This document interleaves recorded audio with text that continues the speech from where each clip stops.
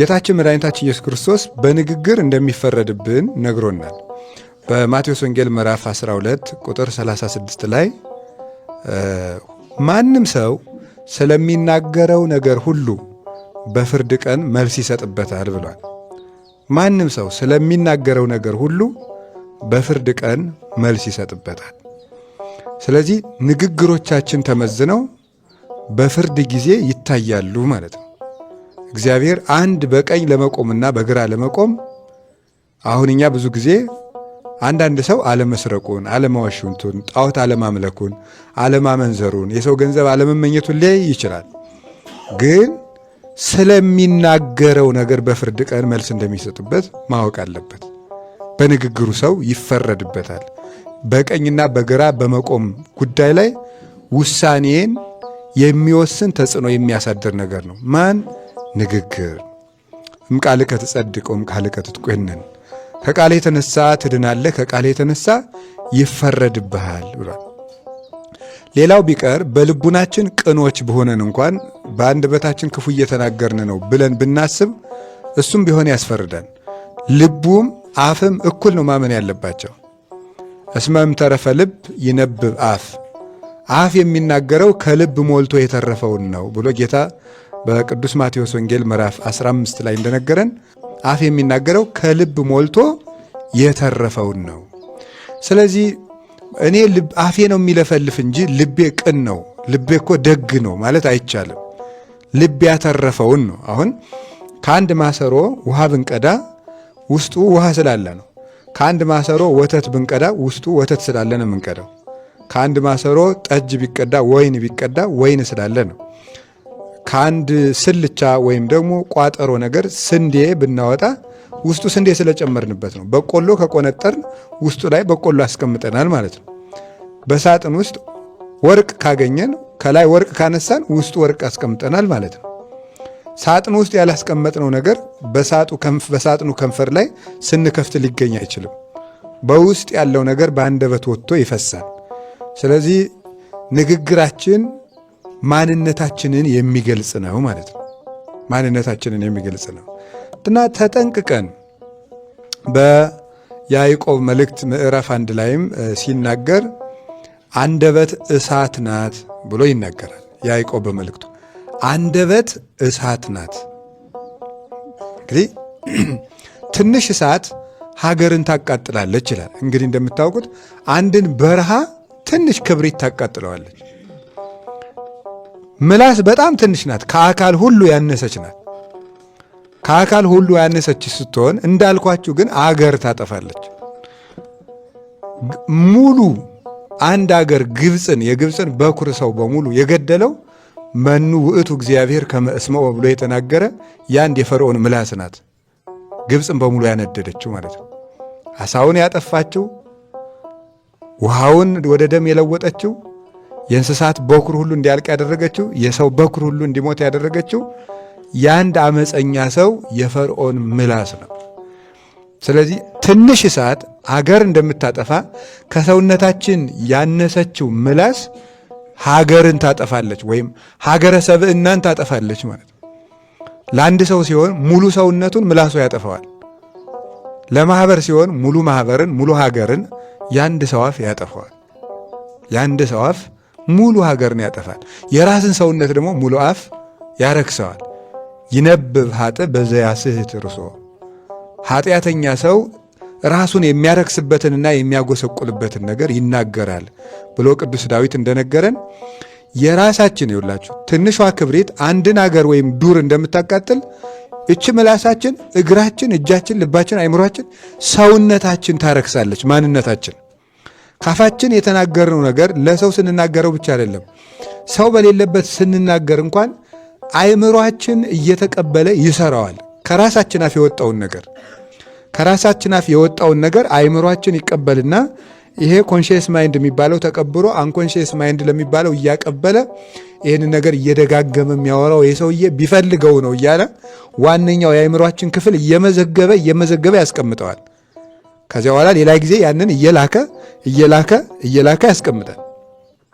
የተነገረውን ይሄ በውስጣችን ያለው ትልቁ የጭንቅላታችን ክፍል ካፋችንም ሆነ ከሌላ ሰው አፍ የሚላክለትን ነገር እንደተደራጀ መረጃና ለጭንቅ ቀን እንዳስቀመጡት ድልብ ዝም ብሎ የሚመዘግብ ነው። እዚህ ጀርባችን አካባቢ ያለው ይመስለኛል ትልቁ የጭንቅላታችን ክፍል መዝግቦ ያስቀምጥና ከዚያ በኋላ ደጋግመን ካደረግነው ደግሞ ሜሴጅ ይልካል።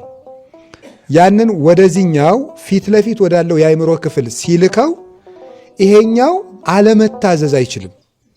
እሺ ብቻ ነው ማለት የሚችለው። በዚህ ምክንያት የሰው ልጅ የማይወደውን ኃጢአት እየሰለቸ ይሰራዋል ማለት ነው። አልሰራም ይላል፣ ይወስናል፣ ይሰራዋል። አልሰራም ይላል፣ ይወስናል፣ ይሰራዋል። አልሰራም ይላል፣ ይወስናል፣ ይሰራዋል። ካፍ የሚወጣውን ድረስ ለጆሮ ምግብ ነው። ጆሮ የተመገበውን አእምሮ ይመገበዋል። አእምሮ የተመገበውን ደግሞ ለሰውነታችን ትእዛዝ አድርጎ ያስተላልፍለታል ማለት ነው። እና ከዚህ የተነሳ ራሳችን መቆጣጠር አቅቶን የወሰንበትን ነገር ስንሰራው እንገኛለን። አፍን መቆጣጠር የሚጠቅመው ስለዚህ ነው።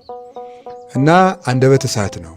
ትልቁን ፈረስ በትንሽ የልጓም ገተው ያኖሩታል።